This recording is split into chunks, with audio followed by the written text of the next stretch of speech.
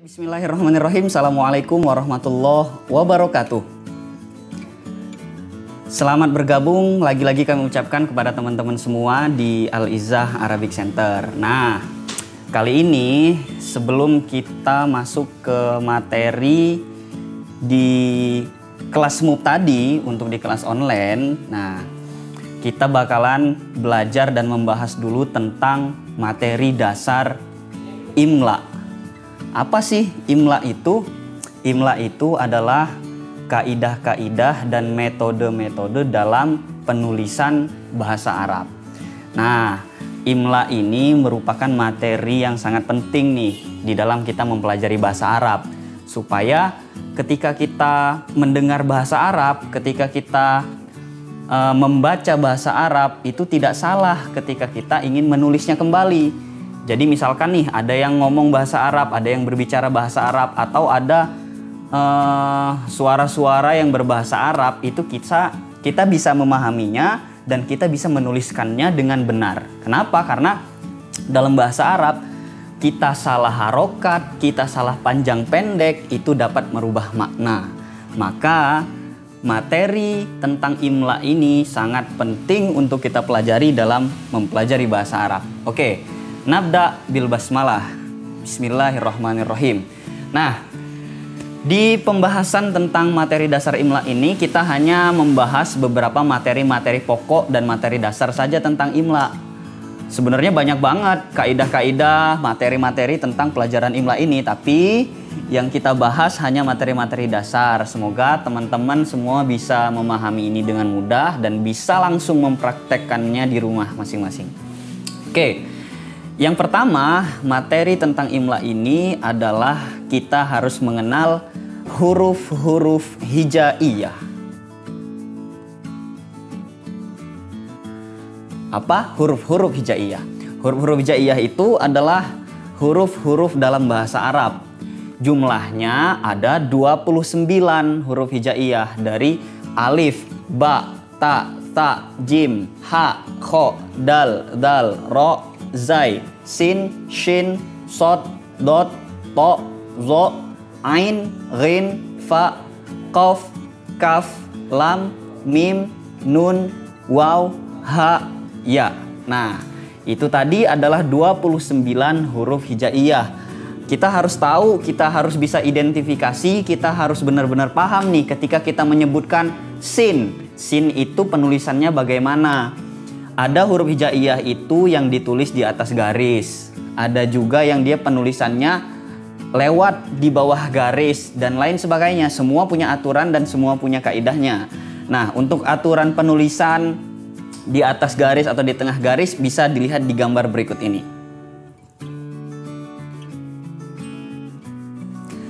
Nah, itu tadi kaidah-kaidah penulisan huruf-huruf hijaiyah, ya kan? Tadi udah teman-teman lihat nih, ada yang dia di atas garis, ada yang dia di bawah garis.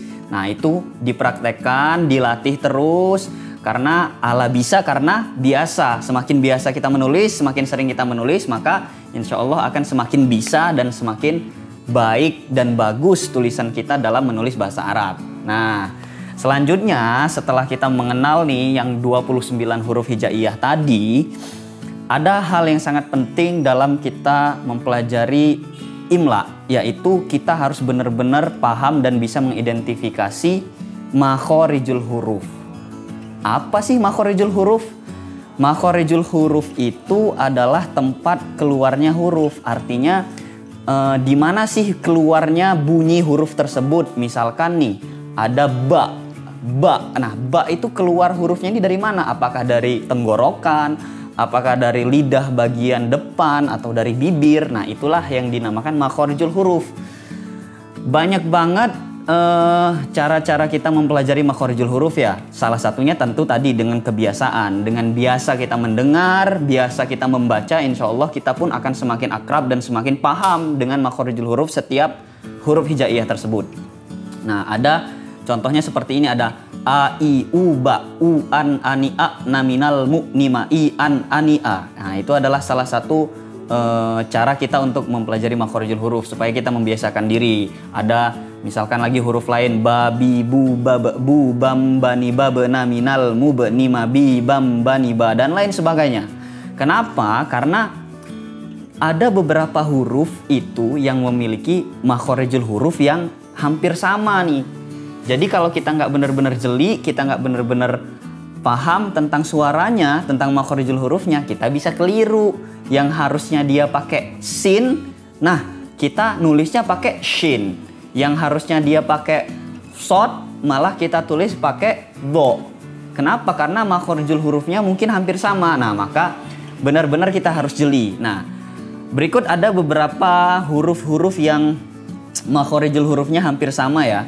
Misalkan ada nih, ada huruf hamzah dengan ain. Misalkan a dengan a. Nah, itu kan hampir mirip. Ya kan? Misalkan ada di Al-Fatihah, Shiratal ladzina an'amta. Nah, jadi ada an, ada am. Nah, itu hampir mirip suaranya. Kalau kita tertukar menempatkan hurufnya, maka maknanya pun jauh berbeda. Maka benar-benar harus diperhatikan. Ada dal dengan do. Kemudian ada ta dengan za. Ada ta dengan da. Nah, ada ta dengan o. Kemudian ada zai dengan zo. Kemudian ada lagi ha dengan ha. Nah, misalkan nih ada contoh halimun. Nah, halimun. Halimun dengan ada juga misalkan hadiun. Ada hadiun. Nah, kita harus jeli nih. Tadi halimun. Coba halimun. Halimun ini pakai ha yang suaranya kecil atau ha yang suaranya besar. Nah, halimun itu menggunakan ha yang ha-nya kecil, suaranya kecil, berarti halimun. Ada yang hadiun. Nah, hadiun itu menggunakan ha besar. Berbeda kan suaranya? Berbeda, tapi memang hampir sama. Nah, oleh karena itu kita harus jeli dalam memperhatikan dan mendengarnya. Tuh, ada lagi qaf dengan ka. Ada kalbun. Ada juga kolbun. Nah, ada kalbun, ada kolbun. Mirip, hampir sama. Tapi ketika kita salah menempatkan huruf, maknanya jauh berbeda. Contoh tadi kalbun. Artinya dog, anjing. Sementara kolbun artinya tadi hati. Nah, padahal hanya berbeda qaf dengan kaf yang suaranya hampir sama. Maka sangat berbahaya ketika kita salah menempatkan huruf. Jadi harus benar-benar jeli dan memahami makhorijul huruf. Ada nih, selanjutnya ada kho dengan ghin. Ada kho dengan ghin. Kemudian ada nih yang hampir sama, ta. Ada ta, ada sin, ada shin, ada shod. Kalau kita baca fathah semua, ta, sa, sya, so. Nah, kan hampir-hampir mirip. Nah, itu harus sering kita biasakan sehingga kita bisa benar-benar mengidentifikasi, mendengar. Ketika kita mendengar bahasa Arab itu, oh ini pakai ta, ini pakai sin, ini pakai shin. Jangan sampai keliru dan salah menempatkan huruf. Oke, itu tadi tentang makhorijul huruf hijaiyah. Nah, terus huruf hijaiyah ini ketika kita tulis dalam satu kata itu ada yang bisa disambung, ada yang tidak bisa disambung. Jadi ada yang dia cuma bisa disambung di awal ke akhir. Ada juga yang dia memang bisa disambung di tengah. Jadi dari awal bisa disambung, ke depan juga bisa disambung. Tapi ada juga yang nggak bisa disambung. Jadi dia cuma bisa jadi huruf yang di akhir dan dia tidak bisa menyambungkan lagi huruf ke depannya. Nah, apa saja huruf-huruf yang bisa disambung dan tidak bisa disambung? Dilihat di gambar berikut ini. Nah, itu tadi adalah huruf-huruf yang bisa disambung dan tidak bisa disambung. Nggak perlu sebenarnya dihafalkan, karena ketika kita udah menulis itu pasti nanti ada feeling tersendiri ya. Ini cocok nggak disambung, ini cocok disambung. Nah, tapi tentu perlu aturan, perlu kaidah yang kita pelajari. Jadi sering dilihat, sering latihan menulis, sering latihan mendengar, sering latihan membaca, insya Allah akan terbiasa. Nah, ada sedikit catatan. Misalkan nih, ada huruf yang dia itu bisa disambung di akhirnya dengan huruf setelahnya. Tapi ketika mereka sudah berbeda kata, maka walaupun hurufnya bisa disambung, itu tetap nggak boleh disambung. Kenapa? Karena udah berbeda kata. Contoh, misalkan bismillahi. Bismillahi. Nah, mim itu kan bisa disambung sebenarnya dengan alif yang ada di lafaz jalalah. Tapi penulisannya nggak boleh disambung, tetap dipisah. Jadi bismi itu sendiri dengan Allah, kata Allah di situ, jalalah di situ juga sendiri. Ketika dibaca menjadi bismillahi. Walaupun kita baca tersambung, tetapi penulisannya tetap tersendiri. Kenapa? Karena bismi dengan Allah itu udah dua kata yang berbeda. Itu tadi tentang huruf-huruf hijaiyah. Nah, kemudian materi selanjutnya kita akan membahas tentang huruf mad. Apa? Huruf mad. Apa sih huruf mad itu? Mad itu dalam bahasa Arab artinya panjang. Artinya huruf mad itu adalah huruf yang digunakan untuk menandakan ketika bacaan itu dibaca panjang. Nah, ada 3 macam huruf mad. Yang pertama alif, yang kedua ya, dan yang ketiga waw. Nah, maksudnya bagaimana? Nah, jadi nih misalkan contoh ketika kita membaca bahasa Arab itu ada yang dibaca panjang, nah ada yang dibaca pendek. Misalkan ada kitabun, kitabun. Nah, tak di situ kita baca panjang. Ada kutubun, kutubun. Nah, kutubun tuh dibaca pendek semuanya. Berarti ketika dia pendek itu tidak ada huruf mad. Nah, ketika kita baca panjang, kitabun, kitabun itu ada huruf madnya. Nah, bagaimana kita menuliskan huruf mad ini? Ini dia, ada 3 tadi. Ketika huruf sebelumnya itu fathah, maka huruf madnya adalah alif. Contohnya seperti tadi, kitabun. Berarti setelah huruf ta ada huruf alif. Kenapa? Karena taknya berharokat fathah dan dibaca panjang. Contoh lagi ada salimun, salimun. Nah, sinnya dibaca panjang dan berharokat fathah, maka setelahnya ada huruf alif sebagai huruf mad. Kemudian itu tadi alif setelah fathah. Yang kedua ada huruf waw setelah dhammah. Nah, jadi ketika berharokat dhammah dan dia dibaca panjang, setelahnya itu ada huruf waw yang berharokat sukun untuk menandakan bahwa dia dibaca panjang. Misalkan ada syakurun.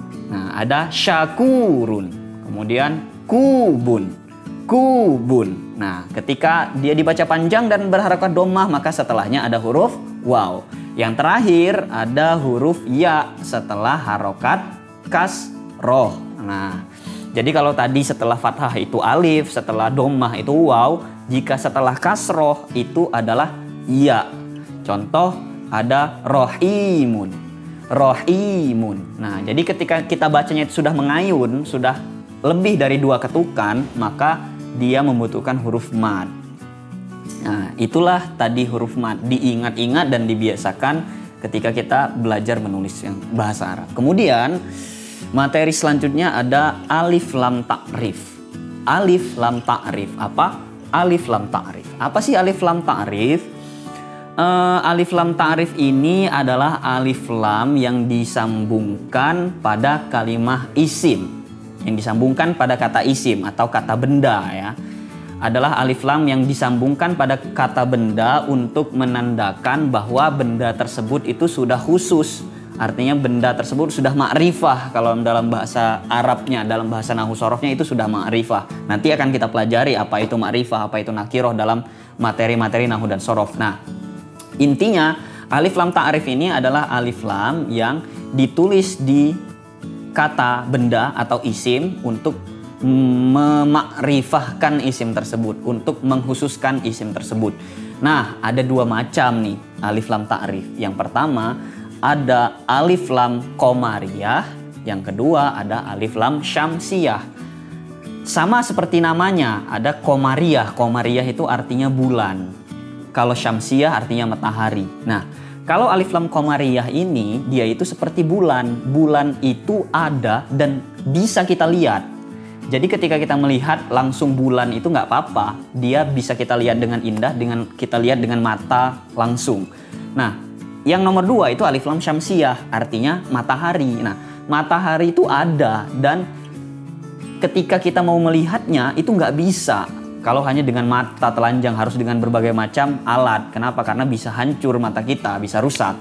Nah, itulah alif lam syamsiyah. Dia ada tapi tidak terlihat atau tidak terdengar. Ketika qamariyah dia ada, bisa dilihat dan bisa didengar. Contohnya nih. Contoh nih alif lam qamariyah ada al-qamaru. Al-qamaru, lamnya terdengar. Itulah alif lam qamariyah. Kemudian kalau syamsiyah dia asyamsu.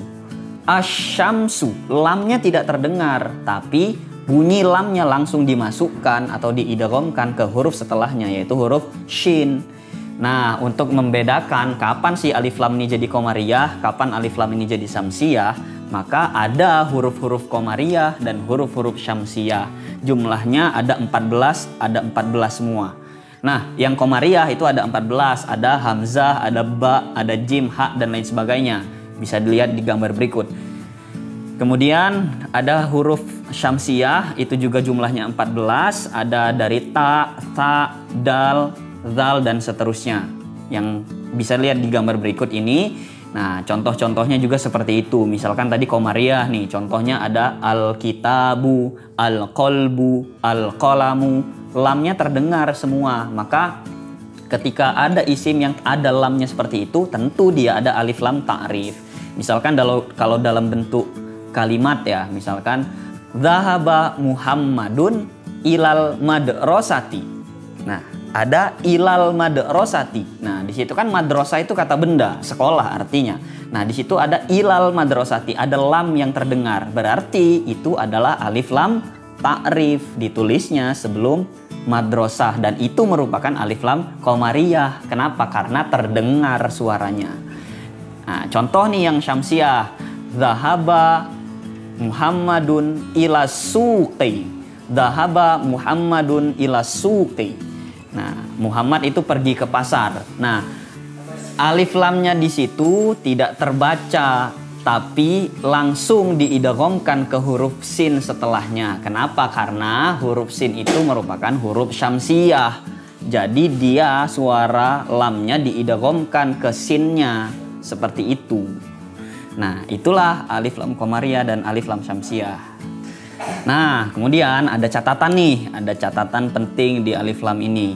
Ketika isim itu sudah disambungkan dengan alif lam, maka harokatnya itu tidak boleh tanwin, tetapi fathah biasa, kasroh biasa, dan dommah biasa, a, i, u. Jadi bukan an, in, un. Contoh, al-kitabu.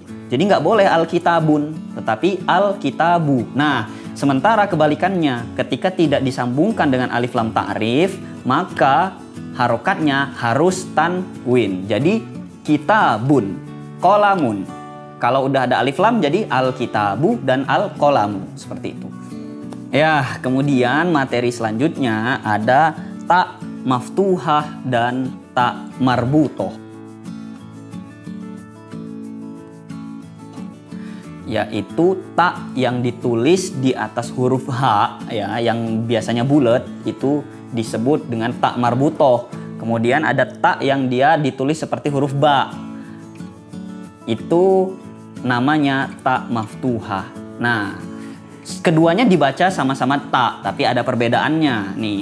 Yang pertama nih, kalau ta marbutoh ya, kita bahas ta marbutoh dulu.